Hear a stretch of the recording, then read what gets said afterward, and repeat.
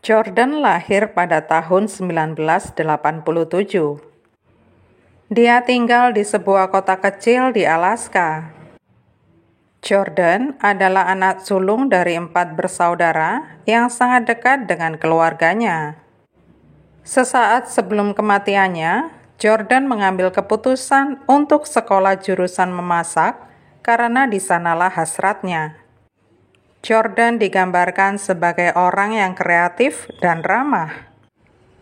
Pada 2 Mei 2013, ibu Jordan yang bernama Lori menerima telepon dari Carlin, teman Jordan.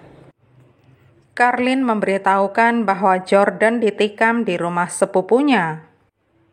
Lori dan pacarnya bergegas ke lokasi dan mendapati Jordan terbaring di sofa. Di kota kecil itu tidak ada layanan 911, jadi pacar Lori bergegas mencari bantuan kesehatan untuk menolong. Lori berusaha menghentikan pendarahan sampai bantuan datang. Lori terpaksa mengusir Carlin karena dia terus meratap sambil berteriak-teriak minta supaya Jordan diselamatkan. Bantuan medis tiba, tetapi jelas Jordan sudah meninggal. Jordan ditikam sebanyak 5 kali di area dada dan torso. Lori menutupi tubuh Jordan dengan kain dan menciumnya untuk yang terakhir kalinya. Pasukan Alaska State dihubungi, dan ketika para penyelidik tiba, mereka mendapati pemandangan berdarah. Di sofa berwarna terang, tempat Jordan terbaring, dan di lantai ada genangan darah. Jejak kaki berdarah ada di seluruh rumah. Jordan mengalami luka tusukan yang sangat dalam, serta tampak luka pertahanan di lengan bawahnya. Jelas bagi para penyelidik bahwa Jordan kemungkinan besar mengenal pelakunya. Di kota kecil yang bernama Minto, tiap orang pasti tahu, semisal ada orang asing mencurigakan bersenjata yang datang, terlebih Minto tidak ada dalam peta. Seorang penyelidik menggeledah pekarangan untuk mencari senjata pembunuhan. Dia melihat seekor burung gagak terbang di atas rumah. Burung gagak itu kemudian hinggap di halaman dan meninggalkan setitik darah. Pada waktu itu sedang turun salju. Di dekat darah yang tersisa, ada senjata pembunuhan, yaitu sebilah pisau. Para penyelidik segera mendapat informasi kalau Jordan pada malam sebelum meninggal sedang bersama Carlin dan Tyler. Para penyelidik mencari kedua orang tersebut. Ketika bertemu dengan Carlin, polisi melihat tubuhnya berlumuran darah. Carlin berdalih mendapati Jordan terluka sebelum Lori dan berusaha membantunya sebelum kemudian menelpon Lori. Carlin difoto. Dia mengungkapkan bahwa seharusnya dia dan Jordan menjadi pasangan kekasih. Carlin mengatakan dia mencintai Jordan dan mereka sudah berhubungan badan yang acap kali dipicu oleh alkohol. Carlin menyatakan Jordan sedang memasak makan malam untuknya pada malam sebelumnya, dan mereka nongkrong sampai Tyler datang. Tyler membawa alkohol dan mereka minum sampai mabuk. Carlin mengatakan dia keluar sebentar karena jarinya terluka dan dia hendak mencari plester. Carlin mengatakan dia kembali 1 jam kemudian. Saat dia sudah dekat rumah, dia mendengar perkelahian dan dia sempat melihat sosok mengenakan topi jaketnya yang diyakininya sebagai Taylor yang sedang meninggalkan rumah. Ketika dia masuk, tampak Jordan sudah ditusuk dan bersimbah darah. Kaos berdarah yang dikenakan Carlin didapati di halaman rumah. Semuanya dikumpulkan untuk dikirim ke lab guna diuji.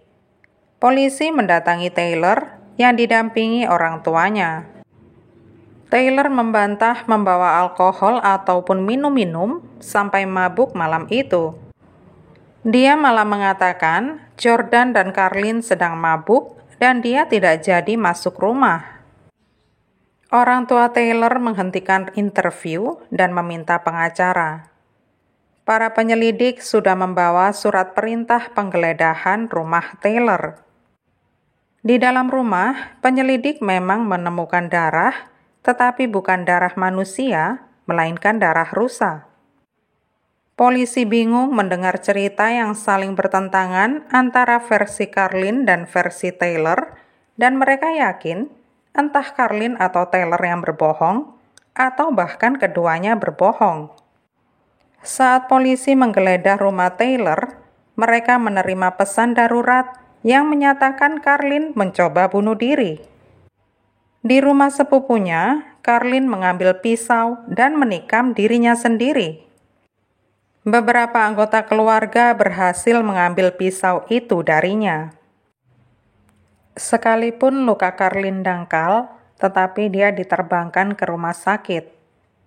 Pada 3 Mei, para penyelidik berbicara dengan Carlin. Dia membantah membunuh Jordan dan sekali lagi dia berkata mencintainya. Bahkan dia mengatakan mereka sedang jatuh cinta dan seharusnya mereka bersama-sama. Carlin berdalih kalau dia mencoba bunuh diri supaya bisa bersama Jordan lagi.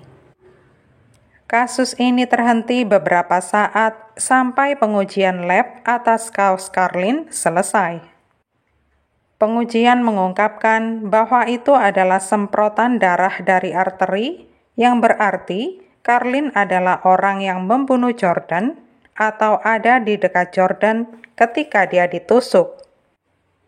Beberapa minggu kemudian, Carlin keluar dari rumah sakit dan tinggal di rumah sepupunya. Pada 16 Juli 2013, para penyelidik menerima telepon dari sepupu Carlin. Dia mengungkapkan bahwa dia mengalami kesulitan menghibur Carlin. Carlin memberitahunya hampir setiap hari bahwa dia ingin bunuh diri. Sepupu Carlin mengatakan bahwa Carlin akhirnya mengaku kepadanya kalau dialah yang membunuh Jordan.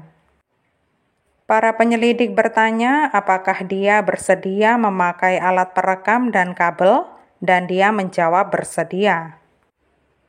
Para penyelidik pergi ke sana dan membuat rencana. Sepupu Carlin mengatakan bahwa dia akan mengajak Carlin jalan-jalan, sementara para penyelidik menunggu dan mendengarkan di dekatnya. Dalam perjalanan mereka, Carlin mengatakan dia dan Jordan sedang makan malam lalu minum-minum. Carlin mengungkapkan bahwa Jordan menyuruhnya pergi karena dia ingin nongkrong dengan Taylor.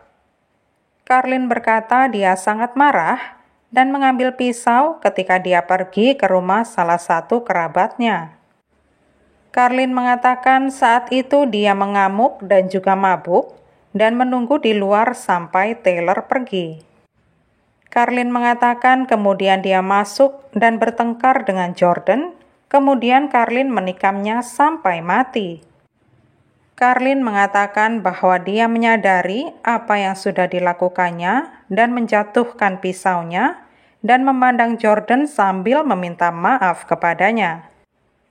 Carlin ditangkap karena pembunuhan. Berita penangkapan Carlin menyebar di seluruh Minto. Banyak yang tahu bahwa Carlin cinta mati kepada Jordan dan percaya bahwa dia membunuhnya sebenarnya karena Jordan tidak membalas cintanya. Lori juga mengatakan kalau Jordan sudah berkali-kali memberitahu Carlin kalau mereka hanya sebatas teman. Lori menasihati Carlin bahwa dia harus melupakan Jordan. Pada Maret 2014, pengacara Carlin membuat kesepakatan pembelaan. Carlin akan mengaku bersalah atas pembunuhan tingkat 2. Hal ini membuat keluarga Jordan marah besar. Pada Mei 2015, Carlin dijatuhi hukuman 20 tahun penjara. Dalam sidang, Carlin mengatakan kepada keluarga Jordan bahwa hal terakhir yang diminta Jordan adalah bertemu ibunya, Lori. Carlin langsung muak karena Jordan lebih memilih ibunya ketimbang dia. Carlin telah membuat skenario di kepalanya dan membunuh Jordan ketika akhirnya dia memberitahunya kalau dia menolak cinta Carlin. Carlin berusia 24 tahun saat menerima hukumannya.